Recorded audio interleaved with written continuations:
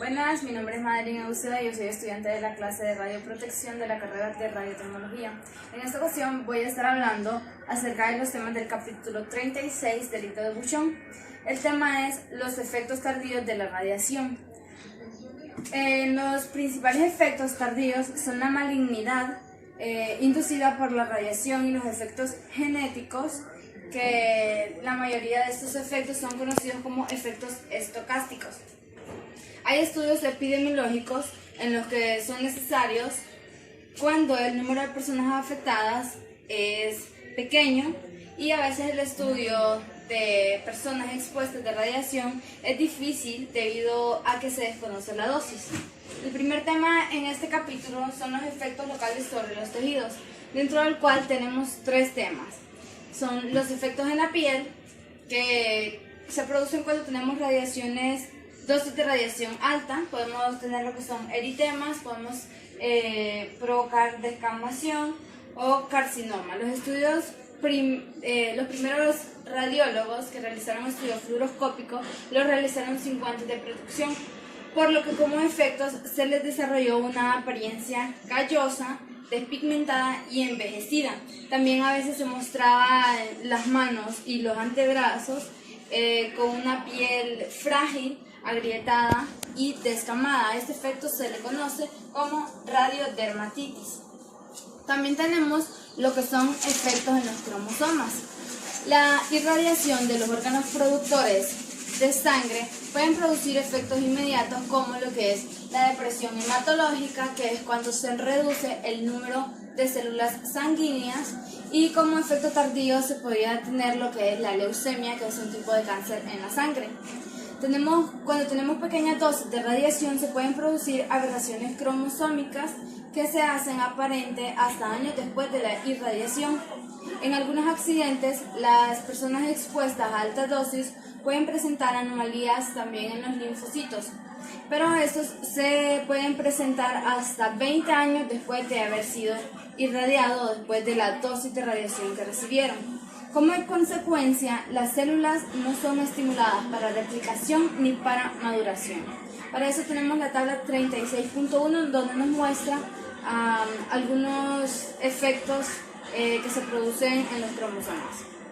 También tenemos el tercer efecto sobre tejidos locales, que son las cataratas. Esto comienza cuando en 1932 se crea el primer ciclotrón, la cual es una máquina que es capaz de producir partículas de alta energía. Estas partículas de alta energía eran disparadas en los núcleos de átomos diana. Luego de esto, el estudio servía para el estudio de la estructura nuclear. Los ciclotrones modernos se usan para producir radionúclidos. Estos radionúclidos nosotros los necesitamos en lo que es la medicina nuclear, como por ejemplo el flúor. El flúor es usado en la tomografía por emisión de positrones o PET. Los físicos del ciclotrón utilizaban una herramienta. Esta herramienta de los radiólogos es la pantalla fluorescente, como ayuda para localizar un rayo X de alta energía. Para esto ellos tenían que estar viéndolo fijamente, y debido a esto en 1949 y más tarde en 1960 se comunicaron muchos casos de cataratas inducidas por radiación, debido a que la radiación se producía un efecto en el polo posterior del cristalino de la persona. Basado en experimentos en animales, se concluye que la radiosensibilidad del cristalino depende de la edad. Cuando se irradia el cristalino de una persona que tiene mayor edad, que ya es mayor de edad, una persona adulta, esto es más radiosensible que la radiación que incida en el cristalino de un paciente joven. O sea que a mayor edad, mayor efecto y menor periodo de latencia. El periodo de latencia es el periodo donde no se van a presentar signos ni síntomas de la radiación que incidió en el cristalino del paciente. En los humanos se han observado periodos de latencia de 5 a 30 años y como periodo medio de 15 años. O sea que puede permanecer 5 años o hasta 30 años sin tener ningún signo después de la irradiación. La relación dosis-respuesta es no lineal con dosis umbral, o sea, hay dosis específicas para que este efecto suceda. Tras una exposición fraccionada, el umbral es superior a 1000 rad. En tomografía computarizada, la dosis del cristalino de los pacientes en estudios para cuando realizamos estudios de cabeza y cuello, un corte que atraviese el cristalino del paciente estaría produciendo 5 rad en el cristalino. Lo máximo que va a atravesar el cristalino son 2 cortos, o sea, estaríamos obteniendo lo que son 10 rad que atraviesan el cristalino. Aquí no se hacen necesarios lentes de protección, lo que podemos hacer es realizar un estudio con dosis bajas o modificar el examen para reducir las dosis de radiación. La dosis umbral aproximada es de 200 rad cuando tenemos una exposición a radiación aguda. El segundo tema que tenemos en el capítulo 36 es el acortamiento de esperanza de vida. Tenemos la tabla 36.2 donde nos muestra los diversos factores de riesgo que hay y la pérdida de días de vida para cada factor de riesgo. Si el factor de riesgo es una enfermedad cardíaca, se muestra una pérdida de días de vida de 2100 días. Los experimentos que se han realizado, los datos que se han obtenido están basados en experimentos que se han realizado en animales como por ejemplo los ratones. Como máximo se puede esperar una reducción de esperanza de vida aproximadamente de 10 días. La pérdida de vida en días se da en función de 3 factores: la ocupación, la edad y también a veces de las enfermedades que puedan padecer ciertas personas. Tenemos la tabla 36.2 donde nos muestran estos factores. El hombre corre más riesgo que la mujer y el acortamiento de vida por accidentes laborales es de 74 días. Y para las personas que trabajan con radiación son 12 días del acortamiento de esperanza de vida. El acortamiento no tiene enfermedades características, o sea, el acortamiento de esperanza de vida no va a depender de la enfermedad específica que tenga para días específicos. En la figura 36.3 se muestran los resultados de la edad de fallecimiento de los radiólogos en comparación de la edad en que fallece la población normal. En la actualidad la diferencia se ha reducido a 0 entre los radiólogos y la población en general, debido a que se han implementado muchas normas de seguridad y muchos factores los que nos ayudan a reducir la dosis en los trabajadores radiólogos. El tercer tema son los riesgos estimados. A veces la relación precisa de dosis-respuesta es imposible de formular y para eso necesitamos los riesgos estimados. Entre ellos tenemos lo que son riesgo relativo, el exceso de riesgo y el riesgo absoluto. Bien, para este riesgo relativo tenemos un ejercicio que dice: en un estudio de leucemia inducida por radiación tras niveles de radiación diagnósticos se observaron 227 casos en 1000 personas irradiadas. La incidencia normal de leucemia es de 150 por cada 100.000 y sobre la base de este dato, ¿cuál es el riesgo relativo de leucemia inducida por radiación? Lo único que vamos a hacer es usar una fórmula donde ponemos el riesgo relativo y lo igualamos al número de casos observados entre el número de casos esperados. Tenemos 227 casos observados para el primer ejercicio, el dato de 100.000 casos esperados.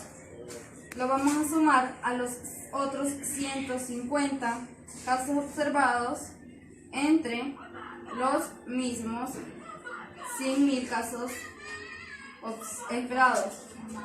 Para esto tenemos un total de 1.51 y ese sería el riesgo relativo que obtendríamos de este ejercicio. Cuando el riesgo relativo es 1.5, indica que la frecuencia de un efecto tardío es el 50% superior en la población irradiada que la que no ha sido irradiada.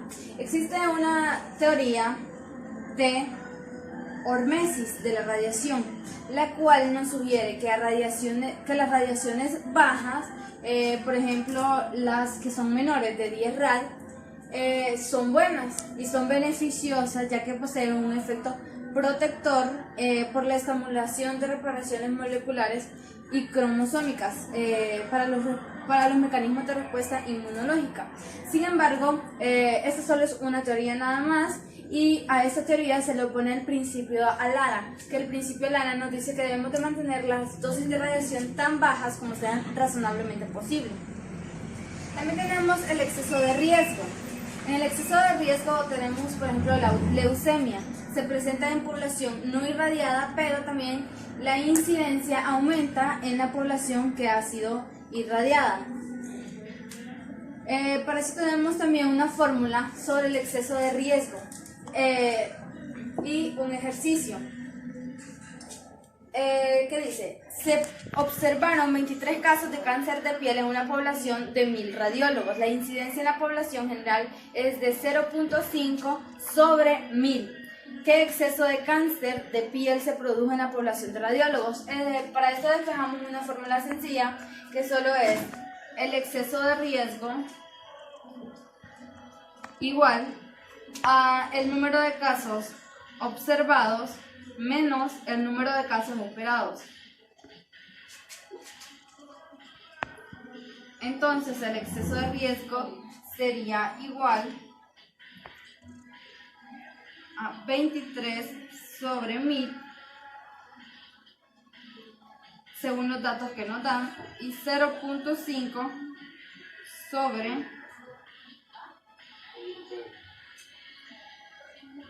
100.000, para lo que obtendríamos un exceso de riesgo de 23.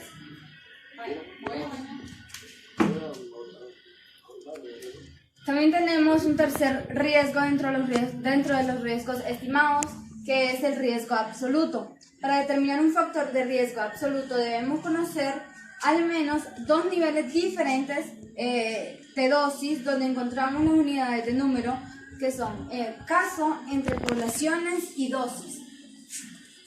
Para determinar el riesgo absoluto hay que asumir una relación lineal dosis-respuesta. Y si la radiación se asume sin dosis umbral, entonces solo se requeriría un nivel diferente. Tenemos el tercer tema, que es la malignidad inducida por radiación. Aquí encontramos varios temas. Entre ellos tenemos la leucemia. Para empezar, los datos de relación dosis-respuesta son obtenidos de experimentos hechos en animales, ya que es más preciso que los efectos realizados en humanos. Algunos datos fueron obtenidos de algunos accidentes de bombas atómicas que se muestran en la tabla 36.4. La mayoría de estos efectos tardíos son estocásticos, o sea que no tienen dosis umbral, o sea no hay una dosis específica para que estos efectos sucedan. Vamos a empezar con lo que es la leucemia. La leucemia se ha experimentado en varios grupos de población tras exposiciones a radiaciones altas. La hemos observado en los supervivientes de la bomba atómica de Hiroshima y Nagasaki. Es la mayor fuente de información que tenemos acerca de los casos de leucemia, donde se presentaron 144 casos de leucemia de una población total de 300.000 habitantes.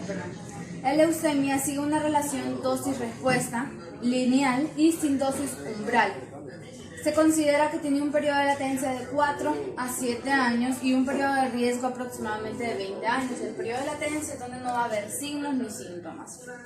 El tiempo de riesgo es el tiempo tras la radiación en el que se pueden esperar que sucedan los efectos observados, mayormente lo que es la leucemia aguda y la leucemia mielocítica crónica. También observamos leucemia en radiólogos durante la segunda década de la radiología, donde comenzaron a aparecer casos de leucemia, anemia perniciosa y leucemia. Se estima que los primeros radiólogos que excedían a 100 rad por año y se exponían a dosis altas de radiación, y debido a esto habían efectos de leucemia y anemia. También encontramos casos de leucemia en los pacientes con espondilitis anquilopoyética. ¿Qué es esto? Es una afección similar a la artritis en la columna vertebral. Estos pacientes son tratados con radiación para aliviarlo, ya que los pacientes que tienen esta afección no pueden caminar de forma erguida y además presentan dolores al moverse o incapacidad de movimiento. Entonces lo que hacían es que le aplicaban dosis altas de radiación para aliviarlos. Esto funcionó y el tratamiento fue adecuado y se constituyó aproximadamente 20 años, pero luego se descubrió que estas altas dosis de radiación en los pacientes causaban lo que es la leucemia, que era inducida según la dosis en la médula ósea. También tenemos lo que es la leucemia en otras poblaciones. Se creía que podía ser debido a la radiación ambiental natural. Sin embargo, se ha comprobado que la radiación ambiental natural no es lo suficientemente alta para causar una leucemia. Se han proporcionado evidencias de leucemia inducida por radiación en pintores de esferas de relojes de radio, así como también en algunos que son sometidos a rayos X de manera superficial y en adultos sometidos a lo que es radioterapia. En los pintores de relojes, la leucemia era causada debido a que sus pinceles debían estar finos, y para esto ellos los mojaban con la punta de su lengua. De esta forma absorbían pequeñas dosis o dosis sustanciales de lo que es el radio, que al degradarse o decaer se convierte en otro tipo de elemento, el cual se convierte en un elemento radioactivo. El siguiente tema dentro de la malignidad de inducción por radiación es el cáncer.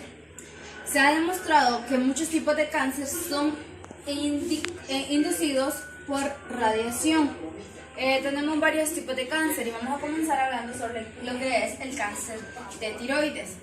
Este cáncer se ha desarrollado en 3 grupos de pacientes cuyas glándulas tiroideas fueron irradiadas en la infancia. El primer grupo es el resultado de ser tratados precozmente tras el nacimiento por hiperplasia tímica. La hiperplasia tímica es cuando el bebé al nacer, su timo crece y aumenta el tamaño normal que debería tener. Para esto entonces se administraban altas dosis de radiación para reducir el tamaño del timo y volver al tamaño normal. Pero el timo es una glándula que está cerca de la tiroides, que es otra glándula. Entonces, debido a las altas dosis de radiación que recibía el timo y la tiroides, se producía el cáncer de tiroides. Se utilizaban dosis de más de 500 rad para que el timo se redujera a su tamaño normal.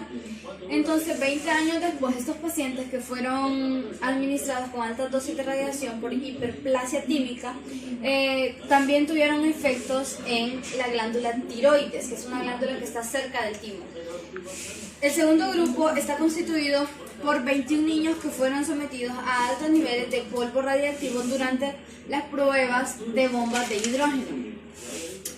Estas pruebas se realizaban y el polvo supuestamente iba a ser dirigido a una zona que ya estaba evacuada, pero el viento cambió de dirección a este polvo y lo llevó hacia una isla que no estaba evacuada, donde los niños recibieron una dosis aproximadamente de 1200 rad por exposición externa e ingestión.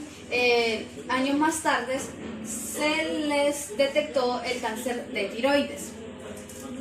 También tenemos el siguiente cáncer, que es el cáncer óseo.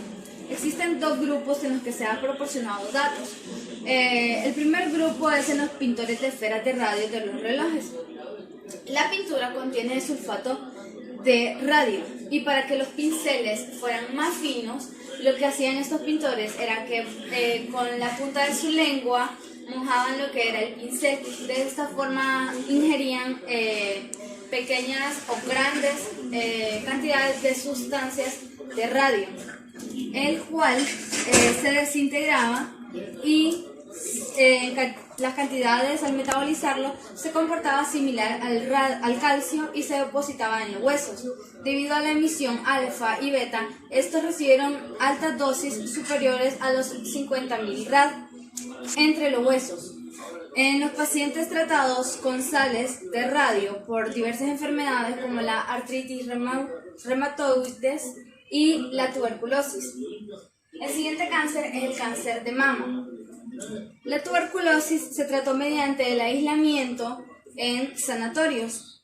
En su estancia se realizaba un tratamiento de terapia que consistía en la inducción neumotórax del pulmón afectado y mediante esto se realizaba mediante la fluoroscopía sin inducción de imagen. En algunos estudios se registraron al paciente de frente al radiólogo. De esta forma la radiación entraba de forma posterior y el tejido mamario se exponía a las altas dosis de radiación. Hay otros resultados que muestran que el cáncer de mama inducido por radiación en pacientes tratados con rayos X por mastitis aguda posparto, donde la dosis oscilaba de los 75 a los 1000 rad.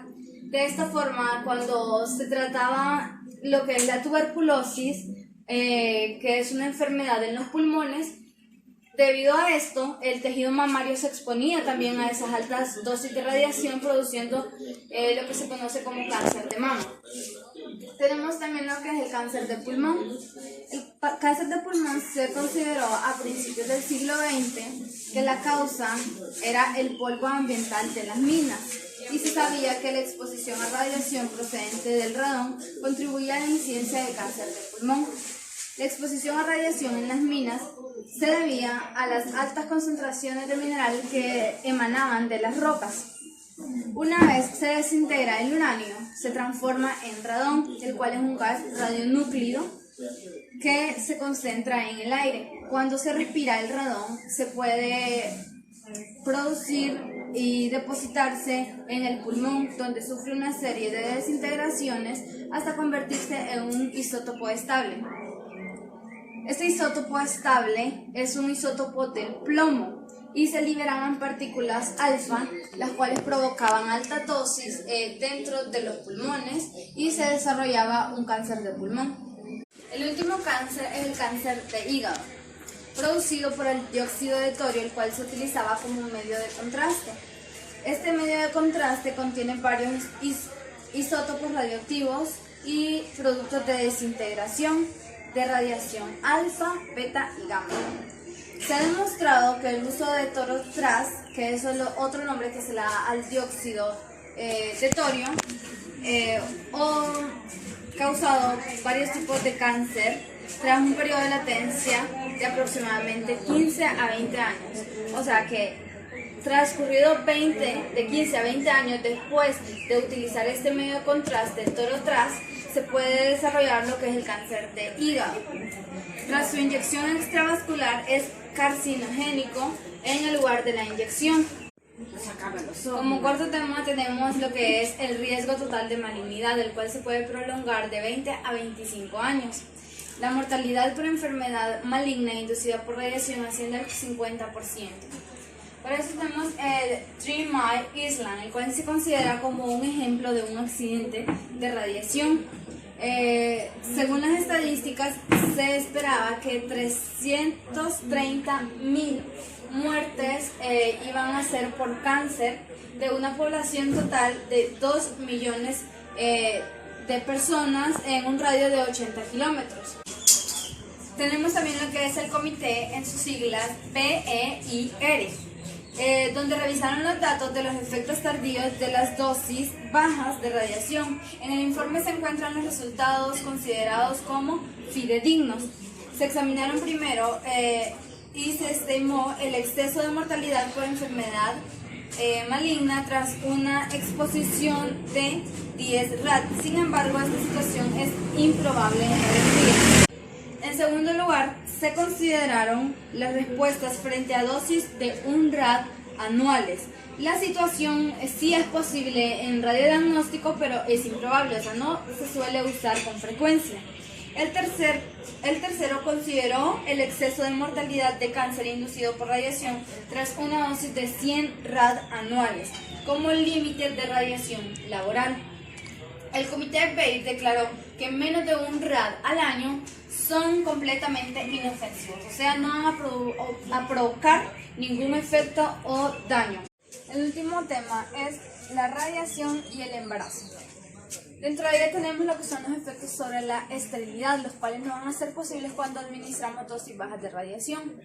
O sea que estos efectos de sobre la fertilidad van a depender de la dosis que administremos tanto en hombres como en mujeres. También tenemos lo que es la irradiación del útero, el cual es un tema de preocupación tanto para el trabajador o para el radiólogo como para el paciente. Las técnicas y procedimientos se trataron en el capítulo 40 y nos decían que los efectos biológicos se consideran durante varios periodos de gestación. Según el tiempo de gestación, el embrión o el feto se vuelve más o menos sensible a la radiación.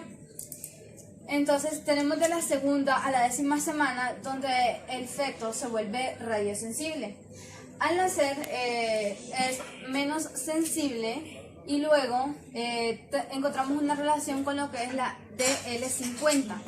La DL50-60 se refiere a la radiación sobre el 50% de la población en un plazo de 60 días y cuando encontramos personas con edad más avanzada, vemos que estas personas son más radiosensibles. Los efectos de la radiación uterina son dependientes del tiempo y de la dosis que se esté administrando. Los efectos incluyen la muerte prenatal, la muerte neonatal, las anomalías congénitas, las inducciones de malignidad, el retraso de crecimiento, el retraso de desarrollo mental. Y en la figura 36.13 nos muestran los efectos de la incidencia relativa según la edad de gestación que tenga el feto o el embrión.